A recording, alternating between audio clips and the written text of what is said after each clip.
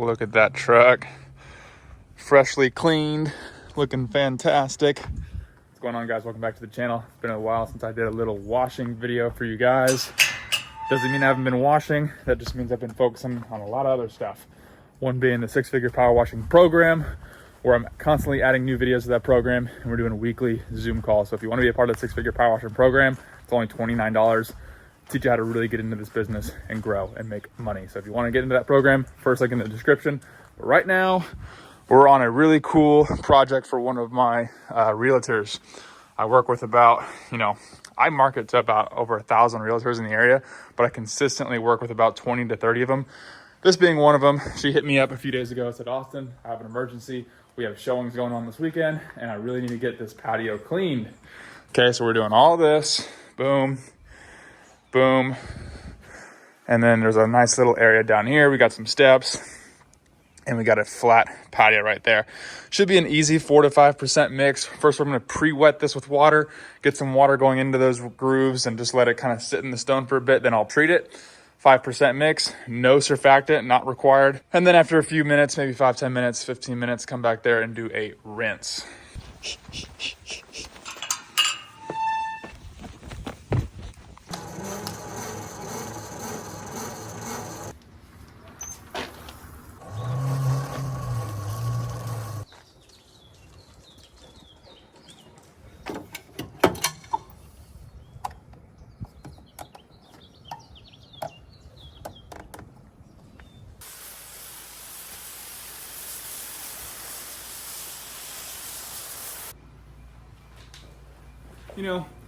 I kind of know what you guys might be thinking.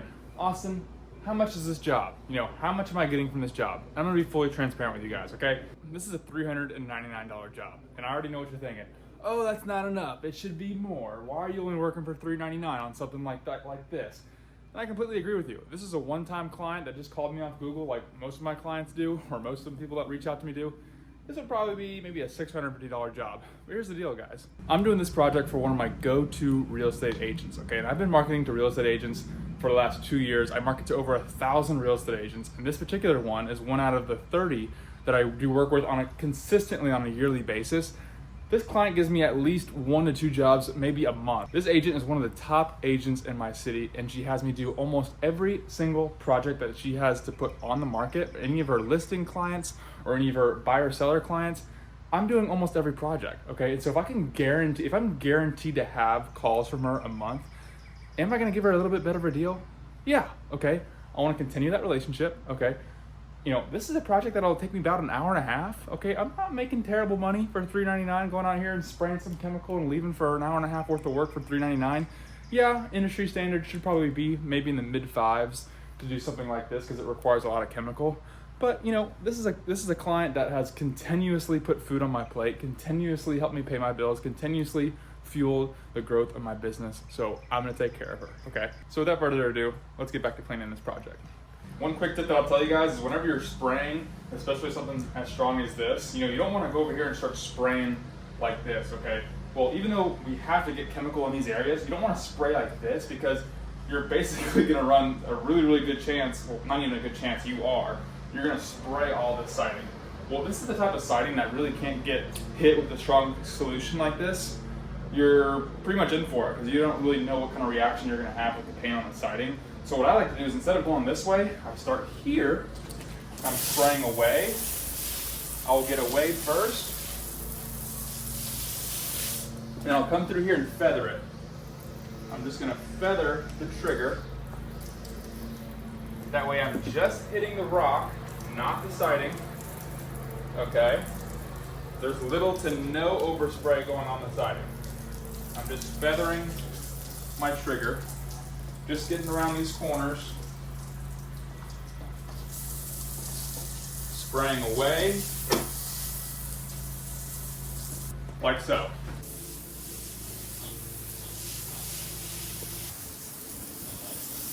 All right, guys, so just laid about 2 applications. I actually went and turned it up to about a 6%, so I went up just 1 single percentile, and I'm just gonna go back to the truck and hang out for about 5-10 minutes, and just let this sit, not in a rush. A lot of times I see guys getting into the business and you know, a lot of guys that I help around my town, they say, hey, Austin, I did 6% solution. I let it sit and it didn't work. And, you know, I went up in percentages and it didn't work. Well, how long are you letting it dwell? You know, how long are you letting this dwell? A lot of people have like, you know, this syndrome where like they want it to work like that and they get scared if it doesn't work and they're not patient enough. This stuff really needs time to sit in that stone. So like I got a 6% on there right now. I'm gonna go back to the truck and just hang out for a little bit. I mean, maybe 10 minutes, come back, and you know, this is gonna be like a lot different in 10 minutes, okay? This is very porous stone work. It really needs to dig in there and just do its thing. So let's go back to the truck, hang out for a second, we'll come back and we'll see what all this looks like. Okay, this is what I'm talking about, guys. Target the right realtors, okay? Get in the right houses, get in the right subdivisions, people that actually care about their house, okay? Start getting a lot of people that care about their stuff. If you just get with the right realtors, the right property management companies, okay, a lot of people that don't really care about their house, and it shows, okay? It shows by looking at their exterior, and it just shows by just observing who they are. You know, if the house in the front of the house looks bad, they're probably not the kind of person that wants to take care of their house. You know, grass isn't cut, it's not edged, not mowed, not blowed, okay? All these people, they care about, you know, the outside of their exteriors. Every single one of them's pretty clean. And when it comes to selling the property, okay, that's something that's pretty important to them, okay? Coming over here, you know, the damn beast. I mean, the truck's just a beast. I just washed it this morning before I got to work. Went through the car wash, self-serve, gave it a nice little brush and wash and wax. It looks really good. It was really caked with dirt. I haven't washed it in like 3 months. Just from working through the winter and whatnot. It's actually not even perfect. There's still some dirt up there and whatnot, but let's get back over here and let's see what this looks like.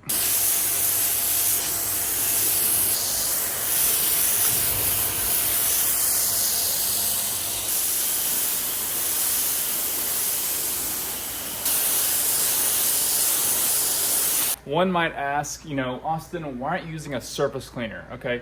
The surface cleaner just puts out too much high pressure, and I don't want to, you know, I'll almost never put this much high pressure on this kind of stonework. I don't want to chip it. I don't want to, you know, break this, you know, the integrity of it. This right here with a, you know, M5 twist doing light pressure, you know, light to medium pressure rinsing is going to be all the pressure I need. As you can see, it's already coming off. You know, I just find that with the surface cleaner, I'm just doing a bit too much damage to it. I can achieve the same results doing it this way. It's a bit safer. I don't have to wheel in a huge power washer unit over here to do it. And yeah, I just find it's a bit more safe on my side. I don't want to put any kind of high pressure. I'll only use a surface cleaner if we're cleaning concrete. So that's a good rule of thumb for you. Alrighty guys, it's been about an hour and a half. We are all wrapped up. I got all my stuff almost reeled up in the truck. All looks pretty good. It's still wet, still drying. Okay, look over here. It's a dramatic change. All right, now if we go over here, you guys can see like these little etch marks. Someone took a power washer and really dug in the concrete and did some significant damage. If you go over here, you can see the rivets. Okay, see that? So someone came over here with the power washer and took off a fine layer of rock, and that's why this is. I took my high pressure tip just to see if I can move this at all, and I couldn't even get that to come off, even with an 8 gallon per minute. So that means someone really dug in there. Now, this is what I talk about, you know, setting expectations with your clients, okay? They know not to expect perfection, because when I walked in here and I saw how dirty it was, I already knew there was gonna be a small little shade of growth that's just not gonna come off, okay? But the only reason they know that is because I told them. And if you set your proper expectations with your clients, you guys should be able to walk into a project and say, wow, that's pretty dirty, you know? Chances are, yeah, it's going to look pretty good, and I'm going to think it's pretty good, but I'm not sure what my client is thinking in their head. I should probably set expectations on what exactly they can expect. This is not going to look like how it looked like when this was first initially installed and they took the stonework from the freaking stone yard or whatever and they put all this stuff together. It's not how it's going to look. It's been severely neglected, okay? But they know that. They knew that prior, and now when I send them a video like this, you know, some people would say, oh, wow, it looks dirty. They think it looks fantastic. And, you know, that's the bottom line is it does look great. It looks a night and day difference. And, you know, the more often you guys keep up with this stuff, you know, this stuff should be cleaned yearly. That's what I told them. Hey, if you want this to look better and better and get better over time, clean it yearly. Soft wash it yearly. Don't wait 6 years for the algae and mold to get so far deep in the grooves where you're not going to be able to get too much of a result. So also, little bonus, guys, I scored this really cool outdoor fridge. He's moving, he's selling it. And I asked him, like, what would you want for this kind of fridge? It'd be cool for the house. And got some bleach on it, obviously. but I'm gonna restain it. I scored it for 50 bucks. So I'm gonna take 50 bucks off the invoice and I'm happy. This will be a cool little outdoor fridge. Go outside, play some basketball, have some waters in there. Keep it for when I have little get-togethers. I think it's a pretty cool little thing. But next thing I'm gonna do is just kind of clean up these windows, make sure it looks extra good for the next showing, because I did get some water and dirt up there. And we'll wrap it up because we're doing Home Depot tonight. And we're fixing to drive over there and I'll show you exactly what that project looks like. So I'll see you there. Alrighty guys, we just got to Home Depot. This is gonna be tonight's project. This is a call that I got 2 or 3 weeks ago, came in through Google. If you guys are having any issues ranking online on Google, getting calls through your website or through Google, okay, you need to get a hold of Sean Houchins, my website guy. He's gonna be the link in the description. Book a call with him. He'll get you squared away, okay? Because as spring comes, you guys gotta have your website and Google firing on all cylinders. So the plan is we're gonna wash the front side of this building and going on to the side of this building here. Lots of black mold issues. The company that we're working with is a management company that manages all of these Home Depots. They were able to drop off a lift for us to use just in case we needed it, so that's great. And, you know, the plan is just to go around and hit it with a 5% mix. There's a lot of stuff going on around the front. You got plants, you got wood, you got, you know, shopping carts, you got all kinds of stuff, tables and mowers and all kinds of things that Home Depot has in the front of their building that need to get covered up. Need to make sure we do our due diligence and make sure we're rinsing around, make sure we're not doing any damage. And we're gonna see about getting a good result for our clients here. This is a $4,000 job. You know, a lot of people could say, oh, it's not that much. It's not that much. Well, look, guys, I bid it for one night, 11 to 4 o'clock in the morning. We'll see. Some jobs take us a lot shorter than expected. Some jobs take us longer than expected.